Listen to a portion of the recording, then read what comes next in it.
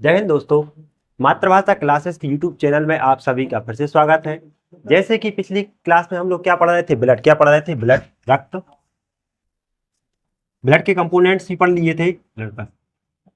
आज क्या पढ़ना है, रक्त का थक्का जमना। क्या, रक्त का थक्का जमना। क्या बोलते हैं उसको, ब्लड क्लॉटिंग। क्या बोलते हैं, ब्लड क्लॉटिंग, ब्लड क्लॉटिंग, रक्त का थक्का। रक्त का थक्का जमने में हमारे जो ब्लड में उपस्थित क्या होते हैं, ब्लड कार्पल्स या ब्लड सेल्स, रोधिराणु।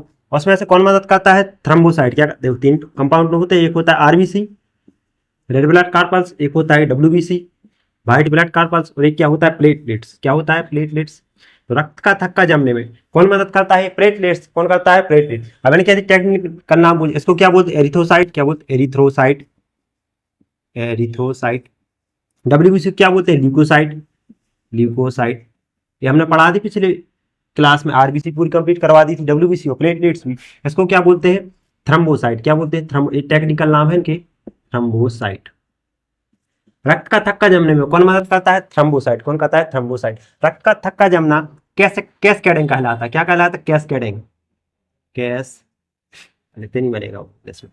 कैस्केडिंग, रक्त के थक्का जमने को क्या बोलते हैं, कैस्केडिंग। रक्त के थक्का जमने कितना समय लगता है, 2 से 5 मिनट। कितना टाइम लगता है, 2 से 5 मिनट। देखिए रक्त के थक्का जमने में क्या क्या प्रोसेस होती है। तो प्लेटलेट्स है, थ्रम्बोसाइट हटाते हैं पहले इसको।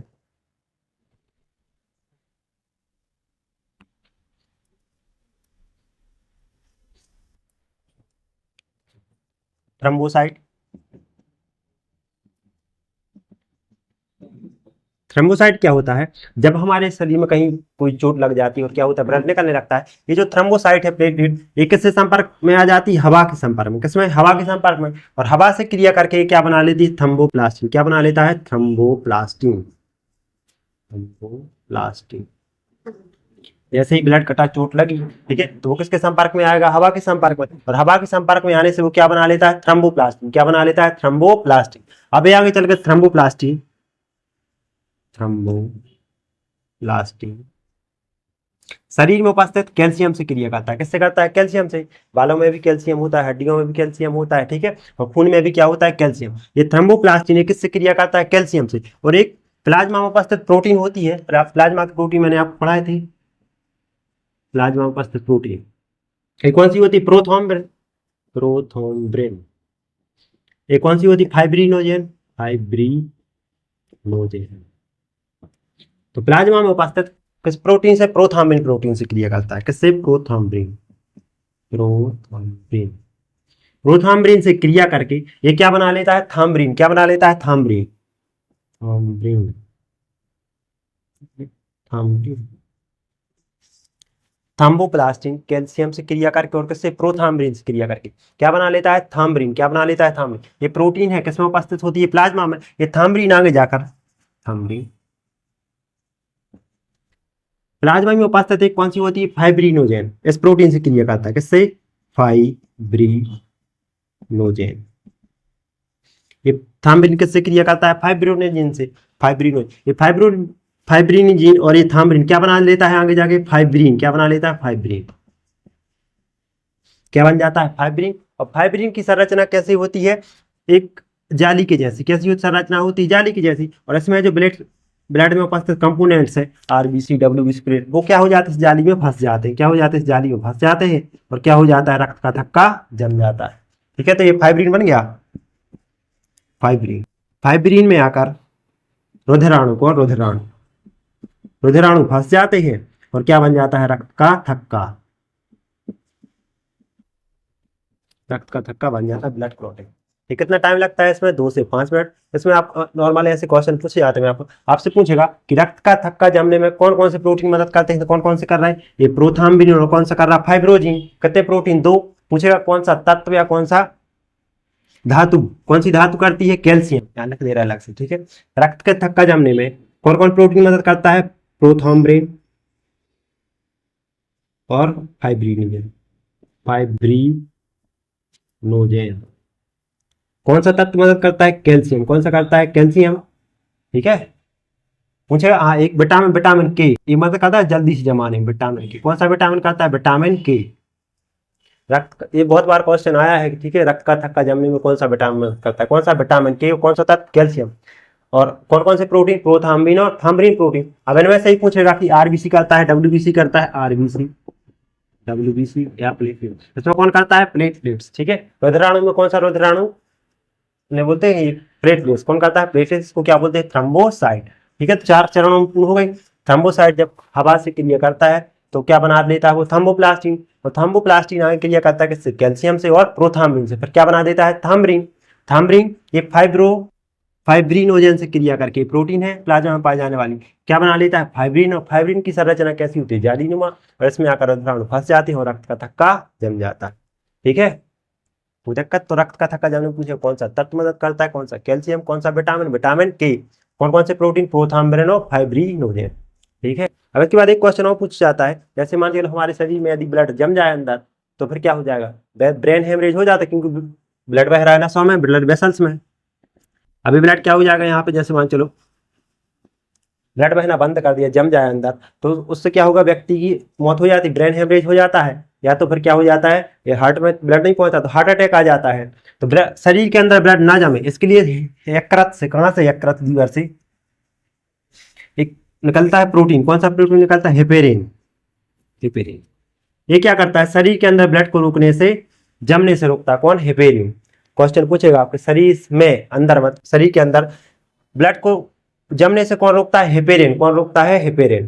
नहीं तो ठंडे के दिनों में ब्लड जम जाता हमारा, ठीक है, और हम लोग क्या हो जाते, तो लोग सुधार जाते ठंडे के दिनों में, या कभी हमेशा शरीर के अंदर ब्लड को जमने से कौन रोकता है, हेपेरिन। कौन रोकता है, हेपेरिन। यदि किसी जो वृद्ध लोग होते हैं उनमें क्या हो जाती है, हेपेरिन की कमी हो जाती है, उनका ब्लड गाढ़ा होने लगता है, फिर आर्टिफिशियल हेपेरिन दिया जाता है उन्हें, आर्टिफिशियल हेपेरिन।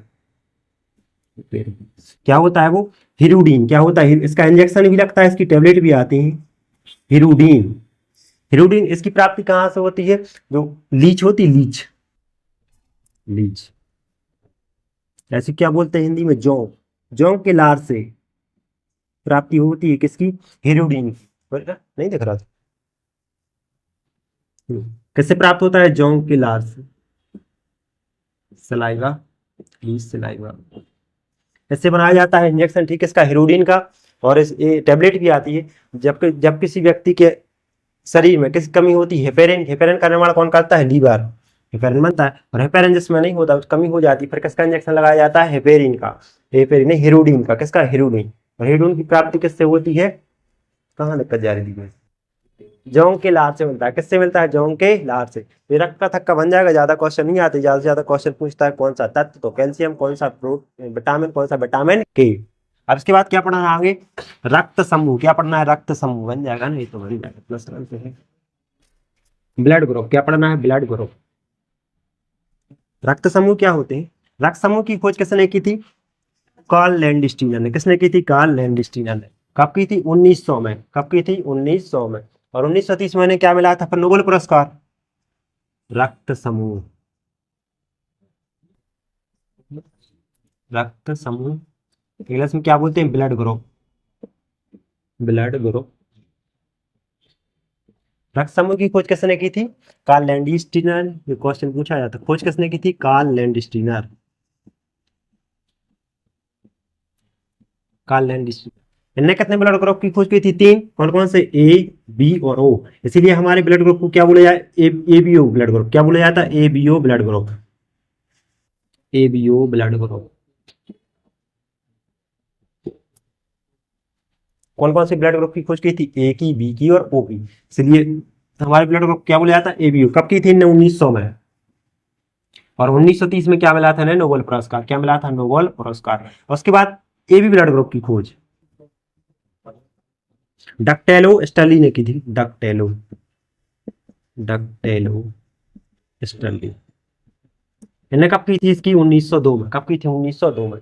टोटल कितने ब्लड ग्रुप हो गए, 4, जबकि होते कितने हैं, 8। इन्हीं में पॉजिटिव आ जाता है, फिर पॉजिटिव नेगेटिव वाले।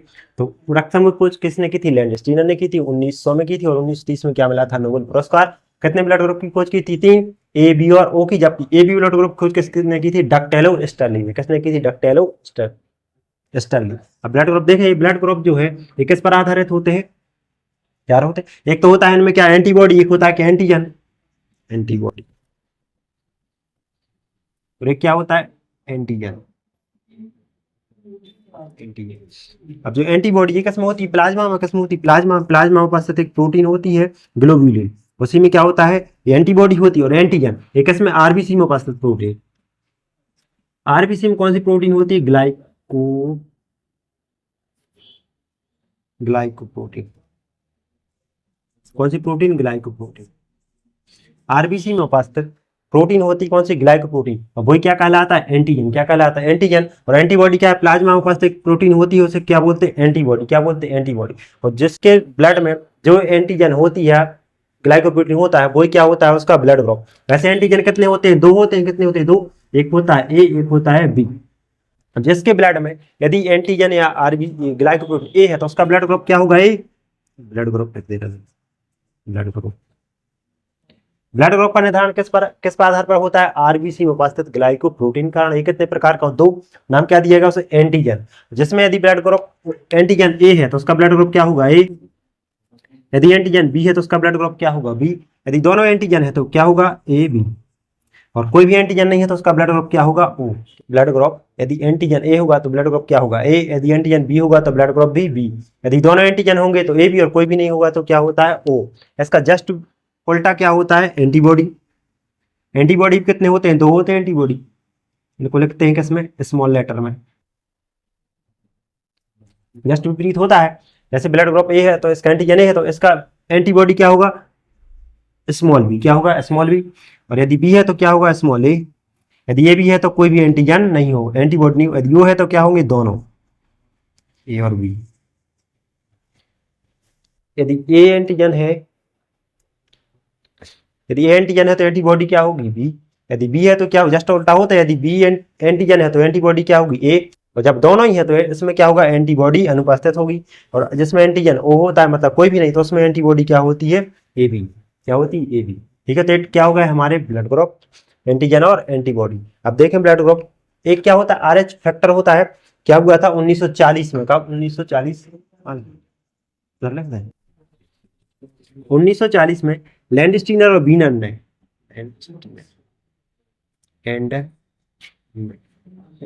एक अलग प्रकार के क्या, किसकी खोज की थी, अलग प्रकार का एक प्रोटीन था, जैसे क्या बोला गया, आरएच। 1940 में लैंडस्टीनर और बीनर ने एक अलग प्रकार के क्या की थी, प्रोटीन की खोज। वही ब्लड टाइप में था, लेकिन वो किस पर पहले खोज की थी, रिसस नामक प्रजाति के बंदर में, रिसस प्रजाति के बंदर में,